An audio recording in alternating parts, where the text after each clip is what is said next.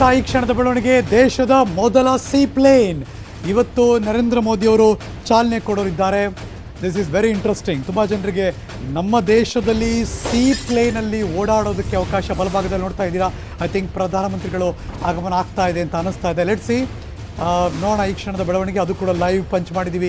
ಅಲ್ಲೇನು ನಡೀತಾ ಇದೆ. ದೇಶದ ಅತಿ ದೊಡ್ಡ ನೆಟ್ವರ್ಕ್ ನ್ಯೂಸ್ 18ನಲ್ಲಿ ಪ್ರತಿ ಕ್ಷಣದ ಅಪ್ಡೇಟ್ಸ್ಗಳನ್ನು ಕೂಡ ಕೊಡ್ತಾ ಇದ್ದೀವಿ. ಅಫ್ಕೋರ್ಸ್ ಅದೆಲ್ಲವನ್ನು ಕೂಡ news18.com ಅಪ್ಲೋಡ್ ಮಾಡ್ತಾನೆ ಇರ್ತೀವಿ. ಇದೀಗ ನೀವು ನೋಡ್ತಿರುವಂತಹ ವಿಜುವಲ್ಸ್ ಬಂದರು. ಸನ್ಮಾನ್ಯ ಪ್ರಧಾನಮಂತ್ರಿ ನರೇಂದ್ರ ಮೋದಿ ಅವರ ಆಗಮನ. ಉಕ್ಕಿನ ಮನುಷ್ಯನ 145ನೇ ಜಯಂತಿಯ ಸಂದರ್ಭದಲ್ಲಿ ಅವರಿಗೆ ನಮನವನ್ನು ಸಲ್ಲಿಸೋದಕ್ಕೆ ಇದೀಗ ಪ್ರಧಾನಮಂತ್ರಿಗಳು ಬರ್ತಾ ಇದ್ದಾರೆ. Let's go live. इस समय माननीय प्रधानमंत्री दुनिया की सबसे ऊंची प्रतिमा स्टैच्यू ऑफ यूनिटी ಏಕತೆಯ ಸಂದೇಶವನ್ನ ಸಾರುವುದಕ್ಕೆ ಸ್ಟ್ಯಾಚ್ಯೂ ಆಫ್ ಯೂನಿಟಿ ಆ ಸ್ಥಳಕ್ಕೆ ಇದೀಗ ನರೇಂದ್ರ ಮೋದಿ ಬಂದಿದ್ದಾರೆ. ನೇರವಾಗಿ ಎಸ್ಕಲೇಟರ್ ಮೂಲಕ ಅಲ್ಲಿ ಮೇಲೆ ತಲುಪ್ತಾರೆ. ಕೆವಾಡಿಯಾ ಗುಜರಾತ್ನಿಂದ ಬರ್ತಿರುವಂತಹ ನೇರ ದೃಶ್ಯಾವಳಿಗಳು. ದೇಶದ ಅತಿ ದೊಡ್ಡ ನೆಟ್ವರ್ಕ್ ಚಾನಲ್ news18ನಲ್ಲಿ news18 ಕನ್ನಡ ಆ ಎಲ್ಲ ದೃಶ್ಯಾವಳಿಗಳನ್ನು ಕೂಡ ನಿಮಗೆ ಹಿಡಿದಿಟ್ಟು ಕೊಡ್ತಾ ಇದೆ. ನರೇಂದ್ರ ಮೋದಿ ಅವರಿಗಲ್ಲಿ ಭೇಟಿ ಕೊಟ್ಟಿದ್ದಾರೆ. ಸರ್ದಾರ್ ವಲ್ಲಭಭಾಯ್ ಪಟೇಲ್ ಅವರ 145ನೇ ಜನ್ಮ ಜಯಂತಿಯ ಸಂದರ್ಭದಲ್ಲಿ ಅಲ್ಲಿ ಸಲಾಂ ನಮನಗಳನ್ನು ಸಲ್ಲಿಸ್ತಾ ಇದ್ದಾರೆ. ಸಂಕಲ್ಪಿತ हैं, प्रयास कर रहे हैं. जिस न्यू इंडिया की कल्पना प्रधानमंत्री नरेंद्र मोदी की है, उसका सपना बहुत पहले सरदार वल्लभ भाई पटेल ने देखा था. उनकी सोच थी कि विकास समाज के हर व्यक्ति तक पहुंचे और माननीय प्रधानमंत्री ने भी अपने नेतृत्व में सबका साथ, सबका विकास और सबका विश्वास की भावना के तहत हर किसी को विकास की मुख्य धारा से जोड़ने की पहल की है. इसके लिए उन्होंने कई कल्याणकारी योजनाएं भी चलाई हैं. सही मायनों में सरदार पटेल को एक सच्ची श्रद्धांजलि. आज बेहद खास दिन है. पूरे देश भर में राष्ट्रीय एकता दिवस का आयोजन.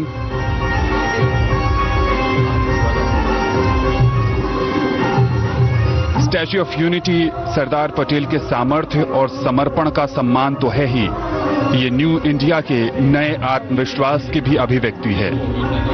ये देश भर के उन किसानों के स्वाभिमान का प्रतीक है जिनकी खेत की मिट्टी से और खेत के साजो सामान का लोहा इसकी मजबूत नींव बनी और हर चुनौती से टकराकर अन्न पैदा करने की उनकी भावना इसकी आत्मा बनी है.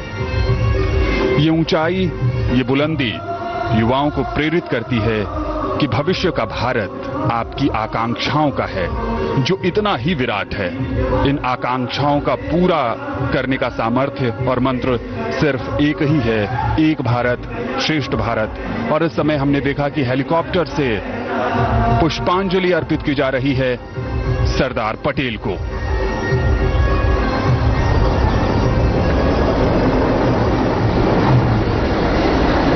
Floral tributes being showered from the skies, a dedication to the Iron Man of India, Sardar Vallabhbhai Patel. The Honorable Prime Minister has always looked upon Sardar Patel as his hero and has endeavored to bring the Sardar's ideals to the forefront through various programs all over the country in which the youth of India participate. Sardar Patel has been given his due place in the national consciousness.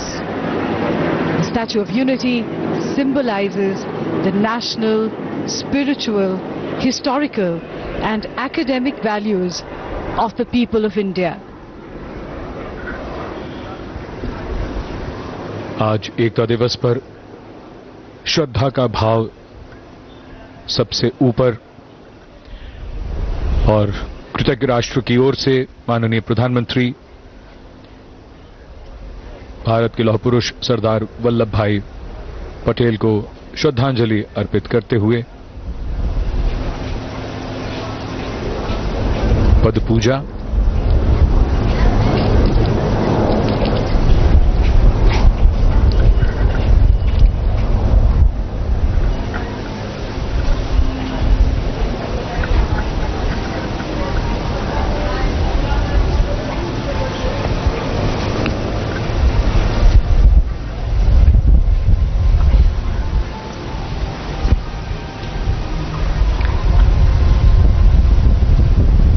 Corona महामारी के समय में हालात बदले हैं, लेकिन भारत मां के सच्चे सपूत को श्रद्धांजलि के लिए कृतज्ञ राष्ट्र की ओर से माननीय प्रधानमंत्री यहां उपस्थित। भारत मां के ऐसे सपूत जिनके व्यक्तित्व की दृढ़ता और इच्छा शक्ति के कारण देश और दुनिया उन्हें लौह पुरुष के नाम से जानती है। ऐसे विराट व्यक्तित्व की विराट प्रतिमा केवड़िया में, जहां प्रधानमंत्री श्री मोदी ने उन्हें श्रद्धांजलि अर्पित की।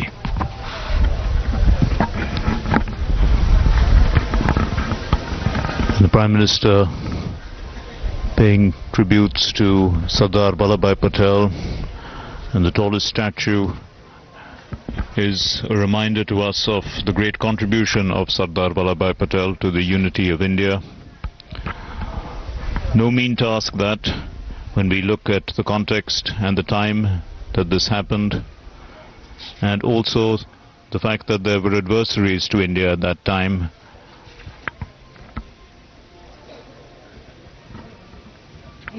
And in fact, the members of parliament made it quite clear that the contribution of Sardar Vallabhbhai Patel was so great that many of them didn't quite understand what he was doing until it was finally achieved. He was called the Bismarck of India, and the wisdom of the Bismarck of India had been too much for them to understand, is what they had said, until it was finally achieved. And we are all the beneficiaries of that. India now a union of states with cooperative federalism, where the states and the union work together, and it works very well, and that is what we see in unity and diversity in our country, largely only because of this wondrous task that was achieved.